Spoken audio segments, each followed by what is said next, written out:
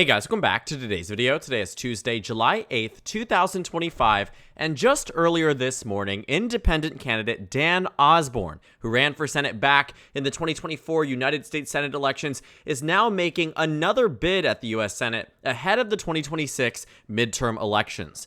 Now, Democrats have gotten some really good news today, just hours after I made the video talking about Governor Roy Cooper leaning towards running for U.S. Senate. That was an Axios article that I covered roughly a week after it had been published. Just a few hours later, we saw that one of the North Carolina local papers had it on confirmation that was willing to publish on the record that the Attorney General right now, Jeff Jackson, the Democrat, had silently, and not publicly, in a way more privately, not silently, privately said at a fundraiser that Roy Cooper would be running for U.S. Senate. That announcement that we are expecting to see sometime soon looks all more possible. And now today, with this inclusion of Dan Osborn running for Senate in Nebraska, Democrats are starting to see some very good news come out of the U.S. Senate right now. Now, Dan Osborn, to clarify, is not a Democrat. He is an independent who in the last election was adamant, would not caucus with either political party. And people say that all the time. Angus King said it when he was elected to Maine, and we've seen it time and time again that those who run as a third-party candidate often say, I will do what I must to really stay out of the fray of partisan politics. And while Angus King eventually decided to caucus with the Democrats, for Dan Osborn, for most purposes, I do believe is right when he says that he will not caucus with either party. Regardless, though, he's running against a Republican senator, and many Democrats would often note that Dan Osborn would be phenomenally better than Senator Pete Ricketts, who is a hardline conservative from the state of Nebraska.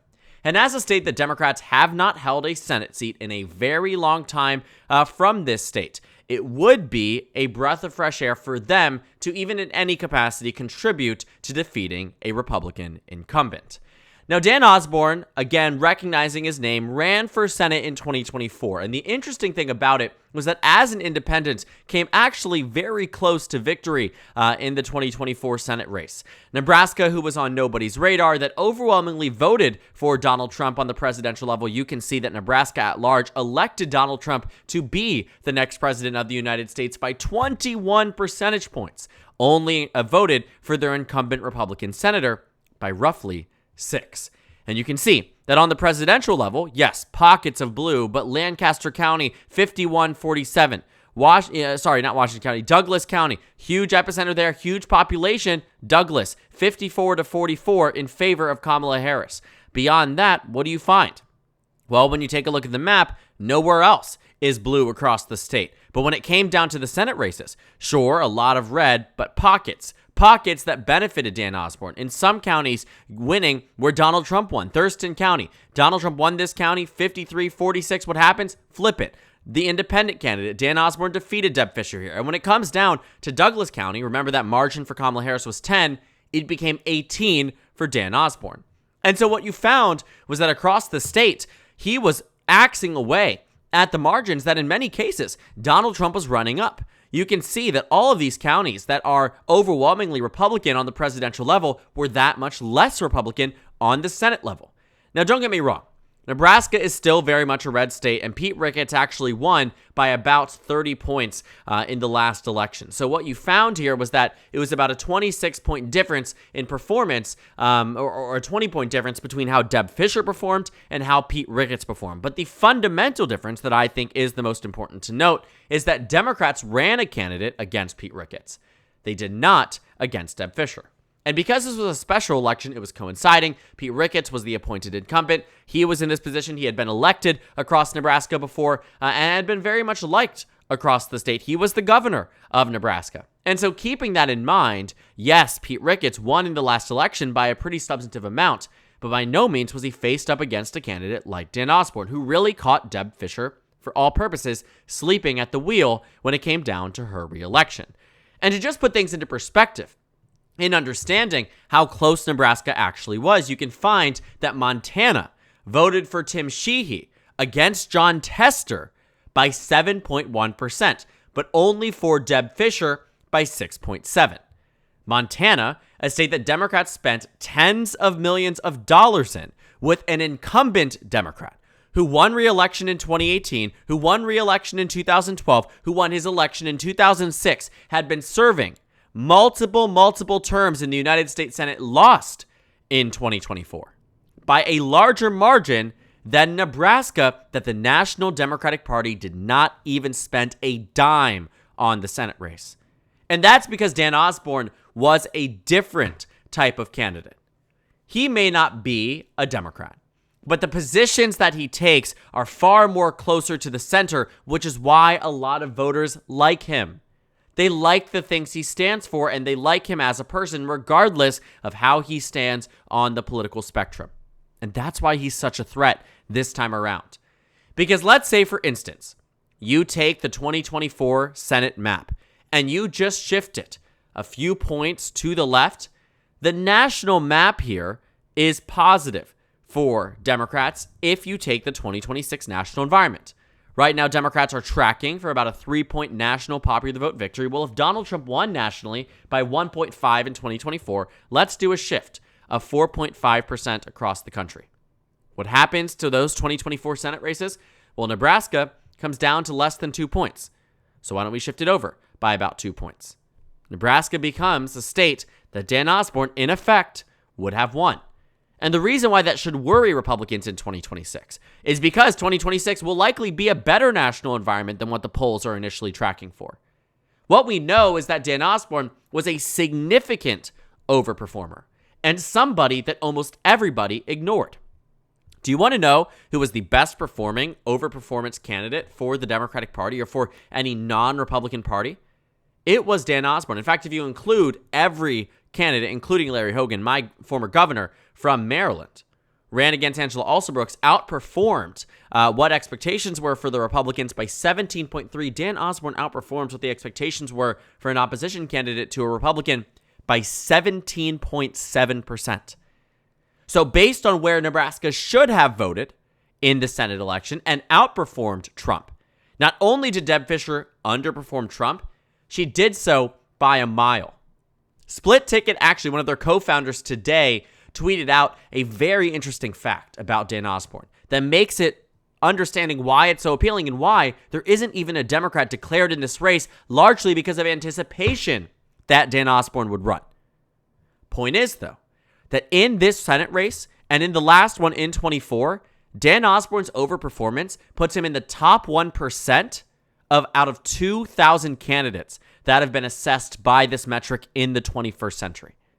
Out of all the House races, Senate races, presidential races, gubernatorial races, Dan Osborn is in the top 1%. Now, Pete Ricketts has a little bit of a caveat here. Pete Ricketts outperformed Republican expectations by 2.8%.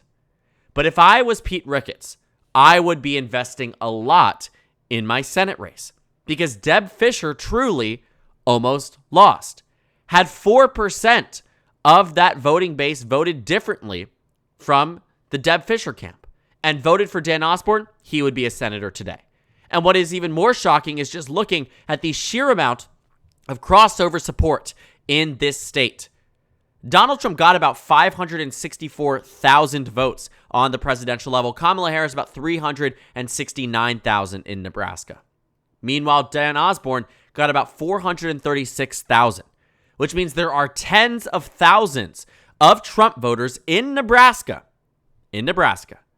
that voted for Dan Osborn for U.S. Senate, and the entire electorate, get this, is less than 1 million people across this state.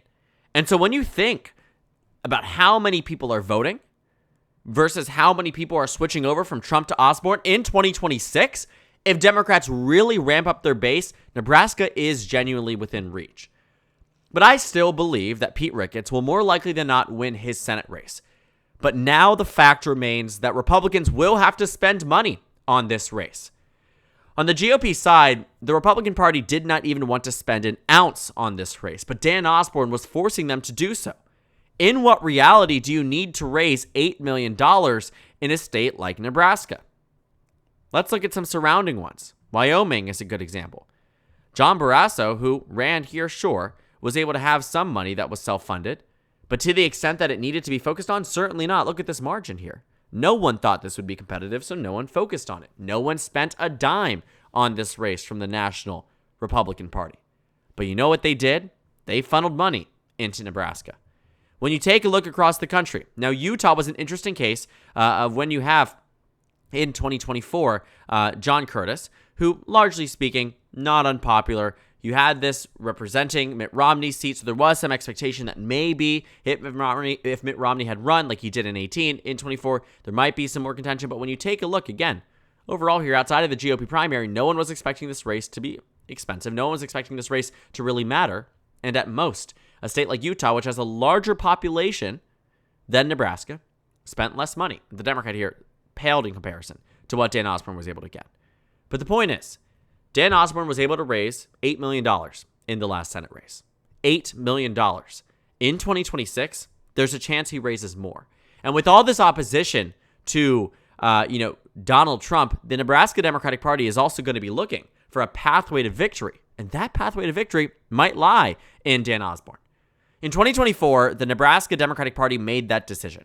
They wouldn't nominate someone because they believed that there needed to be a coalition to back Osborn to prevent Deb Fischer from winning re-election. It is really hard to do that when Donald Trump is winning the state by 21 points at the top of the ticket. But how could it get easier? Well, in an election year where Democrats do quite well, you can see how it gets quite easier. Nebraska is a pretty strong Republican state, a pretty good one for the GOP. In 2018, Pete Ricketts won by 18 points. But here's the big problem with that. An 18-point victory in 2018 suggests that Nebraska would be even closer in 2026 in the Senate race than it was in 2024. Donald Trump had historically run up the margins in this state, but in the midterms, Nebraska got closer. The at-large numbers here in Nebraska showed that Donald Trump defeated Hillary Clinton in this state by about 25 points. In 2020, it narrowed up a little bit. You're seeing here about a 19-point margin. And then in 2024, expanded to about 21-point margin. But the point I'm saying here is that the midterms will be a better year for Democrats, and Nebraska will slightly tighten up, especially now that Don Bacon is not running for re-election in Nebraska Senate. Almost immediately, Democrats are going to capture that House seat. And what it will likely do is drive up turnout not just for the House race, a contentious one that Democrats will likely win, but also for the Senate race. And Nebraska will be very interesting to watch over the coming months. Because as Dan Osborn has entered back into this race, everybody should start taking a look at this race more seriously. Pete Ricketts will probably win it, but the fact there is even a slight hesitation for 2026 puts a state back on the radar for the GOP that they could not even have imagined in a million years would be the focus of their Senate races in 2026. Because even if Republicans do win it and Democrats invest money in Nebraska, the thing is, resources are limited. Money is scarce, especially when your party is unpopular. And that is the case for the GOP. And I can tell you this adamantly. The Republican Party would much rather be spending their money on North Carolina, on Michigan, on Georgia, and Maine as the 4 priority seats this cycle. But with now Dan Osborn in Nebraska, Roy Cooper in North Carolina, Ken Paxton in Texas, the odds at which Democrats do better in these Senate elections have started to go up day by day. And while Dan Osborn may not caucus with the Democratic Party nationwide, his inclusion in the Senate, reducing the GOP's numbers, will benefit Democrats in the long run. And if there is a pathway to Democrats having the Senate majority, they could find it under the right circumstances if Dan Osborn wins his Senate seat, not with him caucusing, but by reducing the threshold at which the Republican Party can meet to have J.D. Vance break that tie or reach the majority on their own. And so right now, I'm watching Nebraska closely because for the first time in a long time, I'm excited by a state that typically does not have competitive elections. And Nebraska is one of them. And it will be a very fascinating race to watch and one that Republicans should be raising the alarm bells for because in 2024, they were almost caught lacking. And in 2026, it certainly cannot happen if Republicans want to maintain Senate control and be able to win Nebraska in these upcoming midterm elections. So thank you guys so much for watching this video. Make sure to comment down suggestions below. Subscribe on the left if you haven't already, and check out the Instagram and Twitter at the bottom left of the screen. Top left of the screen, there's also a Discord server for you to go ahead and join. On the screen, there's a video for you to watch, and then a playlist for my 2026 Senate election analysis videos. Again, thank you guys so much for watching, and I will see you all tomorrow.